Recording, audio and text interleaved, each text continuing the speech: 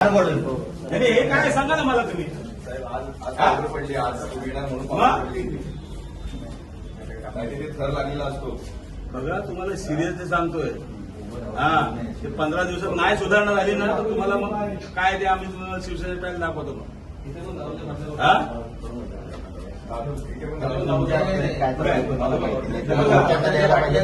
बाटल्या बघा पत्र नाही बाटल्या बघा.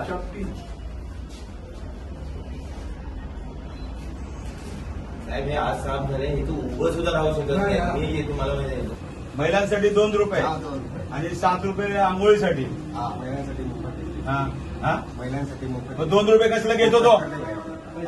लेडीज से पैसा ले हे क्या है तू लिखाय ना उधर. काट देने का ना कापत का नाही रे ते पुसून टाका ना ते.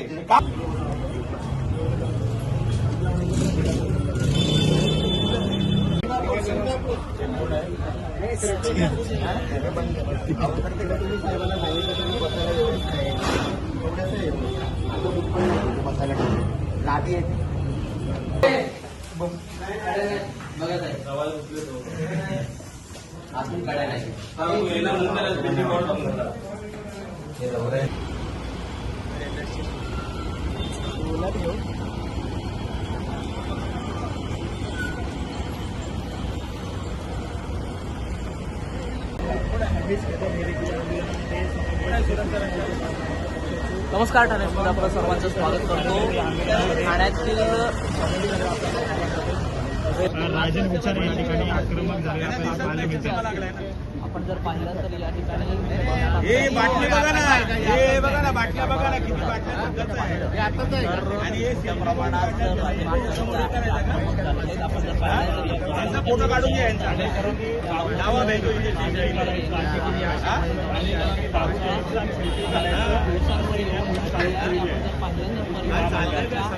या पुन्हा कारभाराच्या विरोधात राजन विचारे.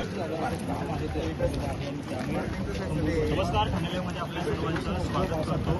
महाराष्ट्र विरोधामध्ये बाळासाहेब ठाकरे पक्ष या ठिकाणी पाहणी दौरा जो आहे तो शिवसेना उद्धव बाळासाहेब ठाकरे हे काय बघा ना परिसरामध्ये तुमची आहे का तुमची आहे काढायचं कोणी सांगा मला.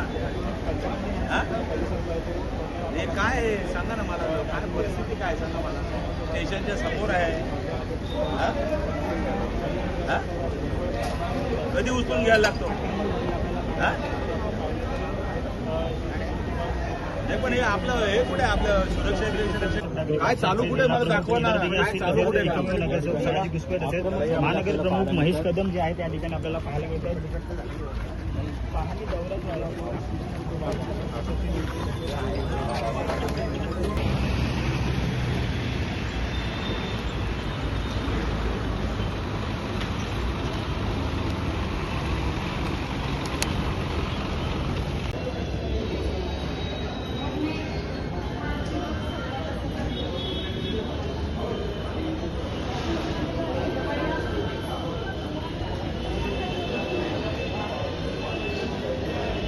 नक्कीच आपण पाहिलं तर या ठिकाणी संपूर्ण शिवसेना उद्धव कामाची परिस्थिती बघा. या ठिकाणी आक्रमक झालेलं पाहायला मिळतं. एसटी महामंडळाला घुस लागलेलीच आहे. पण हे बघा काय परिस्थिती आहे बघा. हा तुमचा पगार कधी वेळेवर मिळतो का.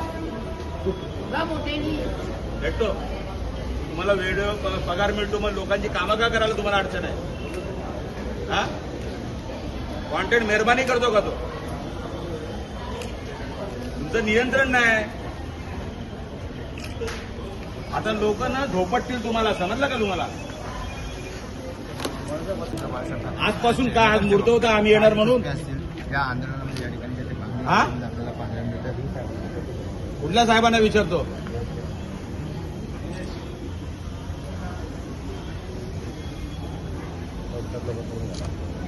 तुम्ही स्पष्ट बोलत आहेत. एवढ्या तोंडात बडबडाल ना काहीच समजणार नाही. नाही मला आमच्याकडे माहिती आहे. शौचालय महाराष्ट्र राज्य परिवहन विभागाच्या विरोधामध्ये आक्रमक रूप जे आहे ते त्या ठिकाणी माजी खासदार राजन विचारे यांच्या पाहायला मिळतं. मला 40 आणि 70 शाळेत गेलेत का तुम्ही. हा शिक्षण किती आहे तुमचं? हा? तुम्हाला 67 पासून माहिती आहे तुम्हाला? तुम्ही याचे व्यवस्थापक आहे, तुम्हाला हे किती वर्षापूर्वीची इमारत तुम्हाला माहिती असायला पाहिजे. किती वर्ष झाले ते सांगा मला. हा? 65 वर्ष. मग तुम्हाला असं वाटत नाही की जरा व्यवस्थित करावं म्हणून? आक्रमक भूमिका जी आहे ती शिवसेना उद्धव काय शिफ्ट होणार आहे? हे अशी जगणार राजन विचारे यांची या ठिकाणी ही अवस्था काय सांगा मला.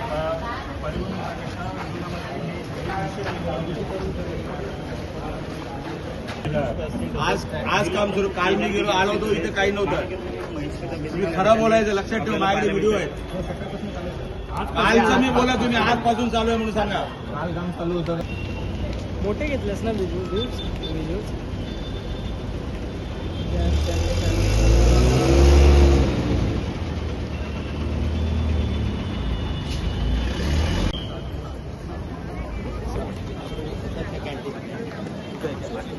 हो कॅन्टीन अहो तुम्ही कोणतरी महिलांनी जायला पाहिजे.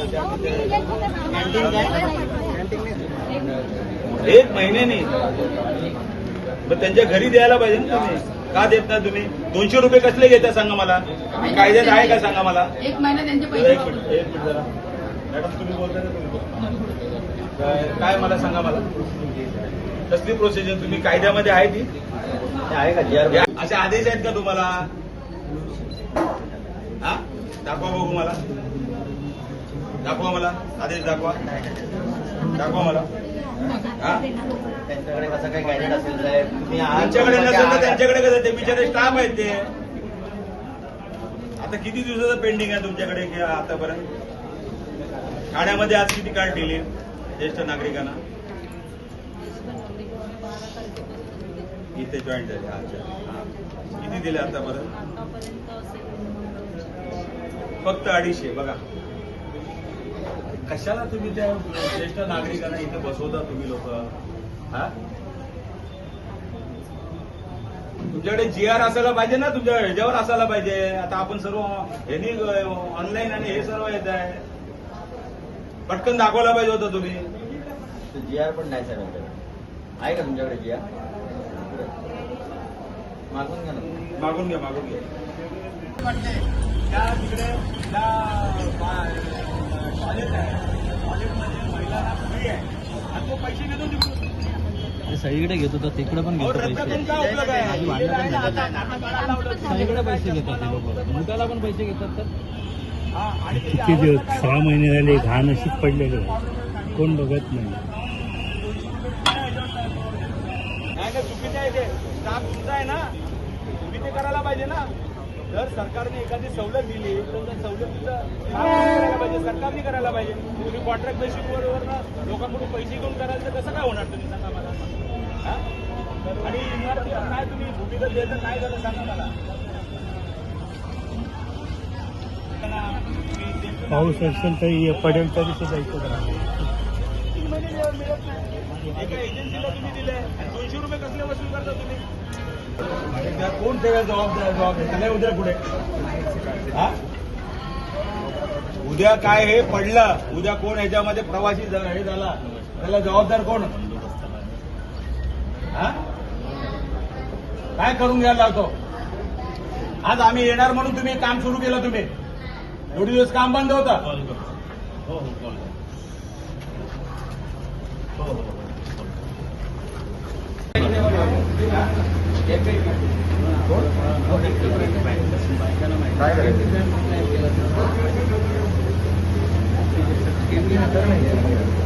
सुविधा भरपूर पाहायला मिळतात. आज आपण पाहणी केलेली आहे. अधिकाऱ्यांना धारेवर देखील धरलेलं आहे. काय सांगा. मला वाटतं या बस हा जवळजवळ मला वाटतं 60 ते 70 वर्षापूर्वी बांधलेला आहे. म्हणजे आम्ही त्यावेळेस लहानपणी शाळेत जायचो तेव्हा ते मला वाटतं त्यावेळेचं बांधकाम. आणि तुम्ही बघितलं त्यानंतर एक पैशाची सुविधा त्या ठिकाणी दिलेली नाही. आज तुम्ही बघितलं ठाणे जिल्ह्यामध्ये जेवढे एसटीचे हे आहेत बाबा आदम जमान्यापासून फक्त जे सर्व बसस्थानक आहेत त्यांना कुठलीही सुविधा नाही. पिण्याच्या पाण्याची सुविधा नाही. त्या ठिकाणी जे टॉयलेट आहे महिलांना मोफत त्या ठिकाणी हे आहे. आणि त्या ठिकाणी तो कॉन्ट्रॅक्टर जे स्वच्छतागृह आहे त्या ह्याच्यामधला कॉन्ट्रॅक्टर महिलांकडून पैसे घेतो आणि हे झोपलेले आहेत इथले मॅनेजर. आज इकडची अवस्था बघितली, ज्येष्ठ नागरिकांकडून 200 रुपये घेतले जातात 500 आणि ते ऍक्च्युली तसं बघितलं तर फ्री आहे. तुम्ही ऑनलाईन करा ना. तुम्ही मला जर हे जमत नसेल तर किती वेळ लागतो त्याला. आधार कार्डची प्रोसिजर पण तुम्हाला माहिती आहे. आधार कार्ड आपल्याला 2 ते 3 दिवसामध्ये आधार कार्ड मिळू शकतो. 3 महिने झाले त्या ठिकाणी त्या नागरिक लाईन लावून तिथे उभे आहेत. तिथे पिण्याच्या पाण्याची सोय नाही, बसायची सोय नाही, पंख्याची सोय नाही, तिथे टॉयलेट नाहीये. आणि अशा अवस्थेमध्ये आज हा एसटी महामंडळाचा जो कारभार चालू आहे या ठिकाणी आपल्याकडे तुम्हाला माहिती असेल आपल्याकडे 2 मंत्री आहेत. एक तर मुख्यमंत्री होते, दुसरे इथले परिवहनचे मंत्री आहेत. त्यांना टेस्ला गाडी पोळा बिराला घ्यायला त्यांना हे आहे, टेस्ला गाडीसाठी आहे. पण एसटी महामंडळासाठी ज्या काही सुविधा द्यायसाठी त्यांना तेवढा वेळ नाहीये, कारण ते मोठ्या ह्याच्यामध्ये कामामध्ये व्यस्त आहेत. आज तुम्ही बघितले असेल, आज या परिस्थितीमध्ये आज तुम्ही बघितलं असेल की या सर्वात महत्वाचं असं स्टेशनचं हे आहे. या ठिकाणी त्यांनी काहीतरी मला वाटतं एक 3 ते 4 वर्षापूर्वी भूमिगत पार्किंगचा प्रपोजल या ठिकाणी मंजूर केलं होतं आणि ते सुद्धा अजून त्याचं काय नाही. या परिवहनच्या बसेस ह्या वरती तिकडे पार्किंगला लावतात. इकडे झाल्यानंतर साठीच वरती. आज परिवहनच्या आमच्या डेपोला इथं पार्किंगसाठी जागा सुद्धा नाहीये. साठीच वरती पूर्णपणे लाईन लागलेली असते. आणि अशा परिस्थितीमध्ये तुम्ही जर बघितलं तर वंदना टॉकीज नेहमी पाण्याखाली असतो साहेब. त्यानंतर आमचं त्या ठिकाणी एसटी वर्कशॉपची तर जागा मला वाटतं बिल्डरच्या घशात घातलेली आहे. तिथे वर्कशॉपसाठी वसाहत तिकडे या आमच्या कर्मचाऱ्यांसाठी त्या ठिकाणी वसाहत तिकडे होती, ती काढून त्या ठिकाणी एका बिल्डरच्या घशात घालण्याचं काम त्या ठिकाणी झाडं कापून मोठमोठी झाडं कापली जाते.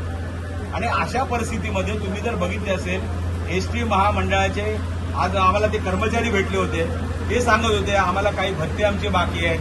कोरोना काळामध्ये या मंडळीने काम केलं त्याचा सुद्धा अजून भत्ता मिळालेला नाही. आणि आज तुम्ही बघितलं तर महागाई भत्ता मिळालेला नाही.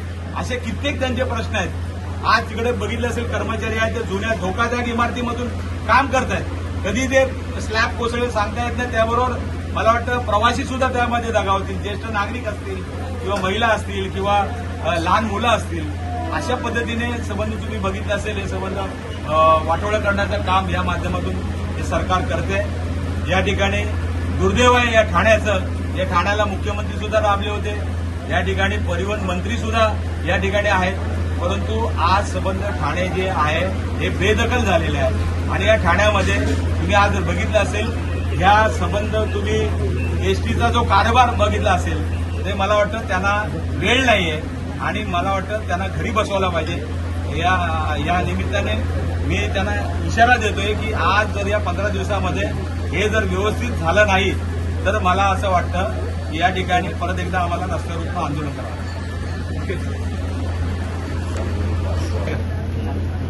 देशाच्या पंतप्रधानांनी सांगितलं की या ज्या सार्वजनिक वाहतूक आहे ती वापरा. उदाहरणार्थ रेल्वे असेल, रेल्वेची दरवाढ झालेली आहे ते कमी करत नाहीत. कालच मी बघितलं सीएनजी कुठेतरी त्या विदर्भामध्ये त्याचं वाटप झालं. ठाण्यामध्ये सुद्धा सीएनजी बसेस आल्या, परंतु आज कालच सीएनजीचे रेट सुद्धा वाढले. आणि तुम्ही बघितलं असेल तर पेट्रोलच्या दराची जी मूळ किंमत आहे त्याच्यापेक्षा जीएसटी असेल किंवा इतर टॅक्सेशन असेल हे गव्हर्नमेंट किंवा केंद्राकडे जातात.